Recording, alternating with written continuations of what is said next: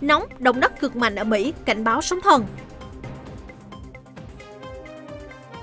Ngoại trưởng Mỹ lo ngại Taliban ngày càng trỗi dậy tàn bạo.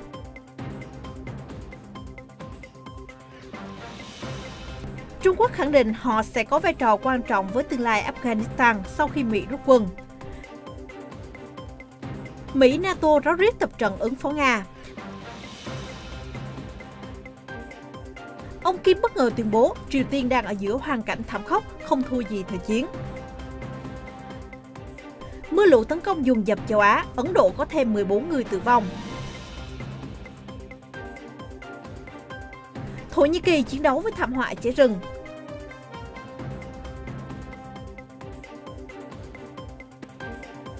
Hãng Pfizer báo cáo liều vaccine thứ 3 có thể giúp tăng kháng thể lên từ 5 đến 11 lần. Tất cả sẽ có trong bản tin đặc biệt cập nhật những tin tức nóng hổi nhất trên kênh FBNC.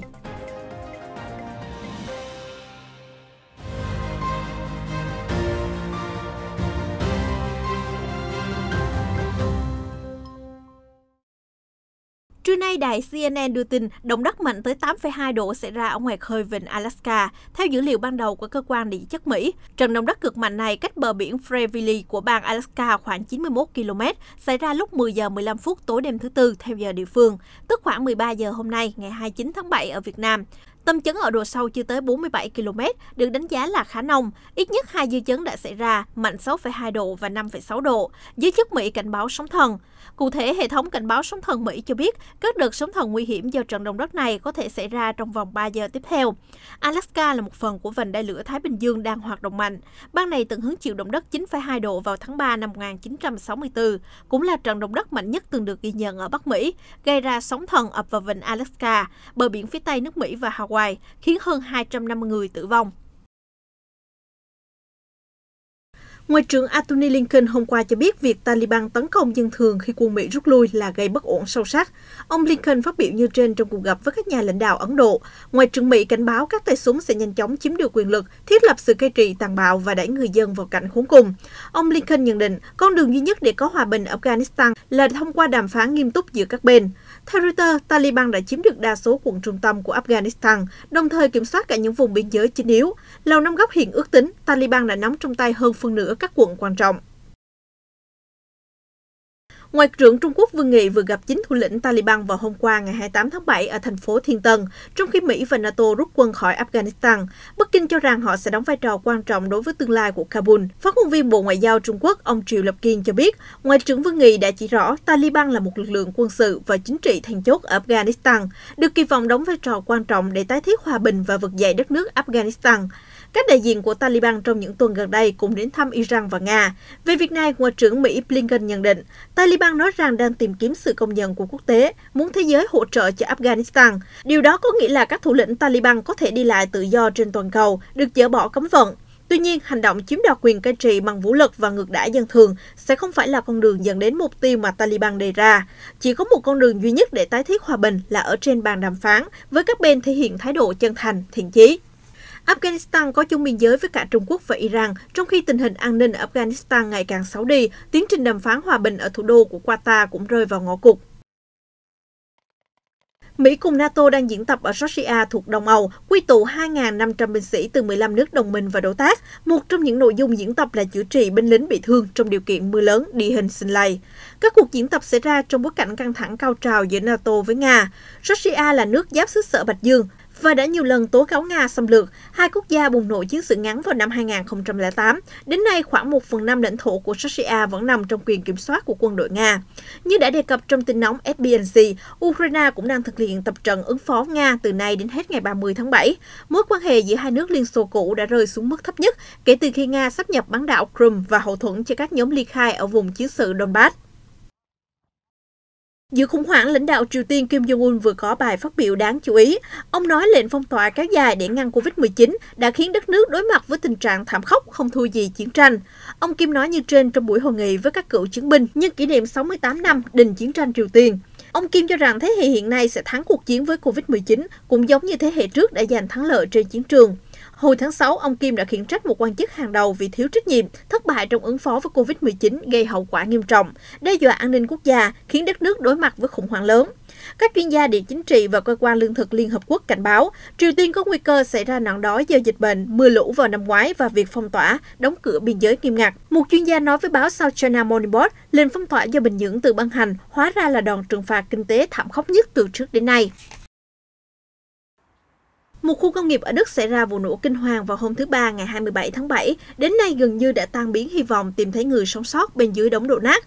Giới chức khuyến cáo người dân tránh xa hiện trường, lo ngại các phần công trình có thể tiếp tục sập xuống vì dư chấn quá lớn của vụ nổ. Ít nhất 2 người thiệt mạng ở khu công nghiệp Trebach, 31 người bị thương và 5 người khác vẫn đang mất tích. Reuters dẫn lời một quan chức cho biết, chúng tôi e rằng cơ hội sống sót của 5 nạn nhân mất tích là rất mong manh. Hiện ban quản lý khu công nghiệp đang dùng máy bay không người lái với độ phân giải cao để tìm kiếm các nạn nhân. Cơ quan chức năng cho biết còn quá sớm để kết luận nguyên nhân vụ nổ. Một đám cháy lớn cũng bùng phát từ một bể chứa dung môi nhưng đã được kiểm soát. Ít nhất 14 người thiệt mạng trong đợt lũ quét do mưa lớn ở bang Himachal Pradesh, miền Bắc Ấn Độ vào hôm qua ngày 28 tháng 7. Cụ thể, trận mưa dữ dội đã trút xuống khu vực, gây lũ ở sông Varati. Dòng nước cuồn cuộn sau đó tàn phá nhà cửa, tài sản, cuốn trôi các nạn nhân và mọi thứ trên đường đi. Hiện vẫn còn hàng chục người mất tích ở vùng thảm họa là quận Kishtwar. Trong tuần trước, hơn 160 người Ấn Độ tử vong do diễn biến khó lường và nghiêm trọng của mưa lũ. Mùa mưa vốn có vai trò quan trọng ở Ấn Độ, nơi có 2/3 trong tổng dân số 1,3 tỷ người kiếm sống bằng canh tác nông nghiệp. Thế nhưng, biến đổi khí hậu đã khiến mưa gió trở nên thất thường và có sức hủy diệt tàn khốc chưa từng thấy. Gần đây, như chúng tôi liên tục cập nhật, mưa bão cũng đang đổ bộ vào Trung Quốc và Nhật Bản. Hiện Trung Quốc có 13 triệu người bị ảnh hưởng do đợt thiên tai, với ít nhất 69 người tử vong, thiệt hại về tài sản lên tới hàng tỷ đô la. Trong khi đó, bão nhiệt đới đang gây ảnh hưởng tới nhiều hoạt động của Thế vận hội Tokyo. Đợt không khí lạnh bất thường càn quét miền Nam Brazil vào hôm qua ngày 28 tháng 7 khiến các phương tiện ngập trong trận mưa đá. Một số nơi chứng kiến nhiệt độ giảm xuống âm 2 độ C và có tuyết rơi. Hiện tượng thời tiết khắc nghiệt này cũng tàn phá vùng canh tác nông nghiệp lớn của Brazil. Đây là đợt không khí lạnh thứ 3 khiến nhiệt độ giảm sâu ở Brazil, một chuyện chưa từng thấy trong hàng chục năm, gây thiệt hại lớn cho người trồng mía và cây cà phê. Trước đó, Brazil đã trải qua đợt khô hạn tồi tệ nhất trong vòng 90 năm. Đợt không khí lạnh dự báo sẽ hoành hành ở Brazil cho đến ít nhất ngày 30 tháng 7. Chính phủ Thổ Nhĩ Kỳ đang ra sức dập tắt vụ cháy rừng khổng lồ ở thị trấn Mangavat, miền nam đất nước. Giới chức vừa điều tra nguyên nhân vụ cháy, vừa hy vọng có thể sớm kiểm soát ngọn lửa mà không xảy ra trường hợp tử vong. Tại hiện trường, các cột khói bốc lên nghi ngút, người dân xung quanh đã sơ tán khẩn cấp. Các đống lửa dường như đã đồng loạt bùng lên tại nhiều vị trí. Bộ Nông nghiệp Thổ Nhĩ Kỳ cho biết đang chiến đấu quyết liệt với giặc lửa thông qua việc huy động 19 trực thăng chữa cháy, 108 xe cứu hỏa và 400 nhân viên cứu hộ. Bão tấn công mạnh vào khu vực hồ Como, một điểm du lịch nổi tiếng của Ý từ ngày 27 tháng 7, để lại hậu quả nghiêm trọng. Video của người dân cho thấy dòng sông đột ngầu bùn đất càn quét gây ngập úng nhiều tuyến đường của thị trấn. 60 người đã phải di tản vì lở bùn và lũ lụt. Thời tiết tồi tệ diễn ra ngay sau khi miền nam nước Ý, đặc biệt là đảo Sardinia, cũng vừa chứng kiến cảnh cháy rừng lớn và nhiệt độ tăng cao đột biến.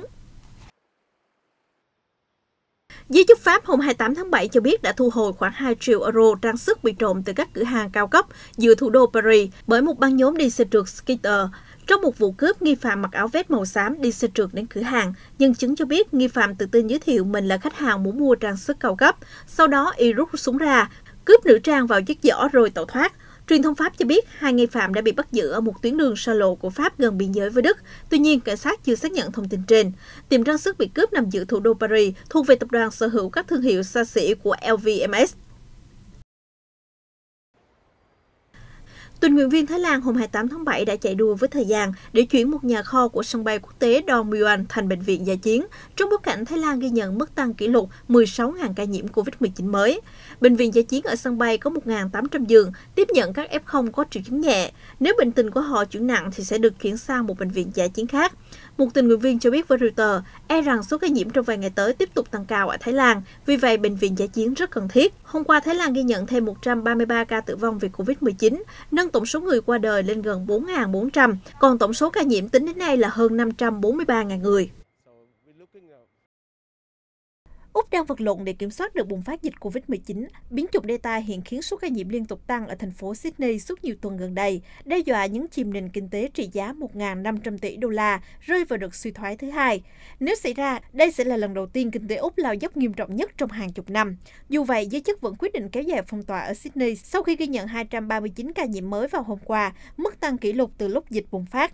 Rất ít dấu hiệu cho thấy Sydney nói riêng và nước Úc nói chung sẽ sớm thoát khỏi sự tấn công của đợt dịch này. Hiện giờ, các khu vực phía Tây Nam và phía Tây Sydney vẫn bị ràng buộc bởi các quy định chống Covid-19 nghiêm ngặt. Hơn 2 triệu người ở 8 điểm nóng dịch bệnh của Sydney bắt buộc phải đeo khẩu trang và chỉ được đi lại trong bán kính 5 km. Bang New South Wales đã quyết định siết chặt kiểm soát nghiêm ngặt hơn từ thứ Sáu và đề nghị 300 binh sĩ quân đội giúp duy trì an ninh, đảm bảo thực hiện nghiêm túc lệnh phong tỏa. Hồi tuần trước, phong trào biểu tình bùng nổ ở Sydney càng làm phức tạp hơn công tác phòng chống dịch. Thủ tướng Scott Morrison gọi cuộc biểu tình là liều lĩnh và tự hủy hoại. Ngoại trưởng Anh Dominic Raab hôm 28 tháng 7 cảnh báo, với tốc độ tiêm chủng hiện giờ, thế giới sẽ không thể đạt miễn dịch cộng đồng cho đến năm 2024. Ông Raab kêu gọi các nước tham gia cùng Anh Quốc cung cấp, hỗ trợ vaccine nhiều hơn cho các nước nghèo để sớm đạt được mục tiêu tiêm chủng đại trà vào giữa năm 2022. Ngoại trưởng Raab cho biết, Anh sắp viện trợ 100 triệu liều vaccine đầu tiên cho các nước đang phát triển. Việc này là nghĩa vụ đạo đức nhưng cũng liên quan đến quyền lợi trực tiếp của Vương quốc Anh, bởi vì nếu toàn cầu không chiến thắng đại dịch thì nguy cơ Covid-19 tái bùng phát sẽ luôn hiện hữu ở bất kỳ một quốc gia nào trên thế giới.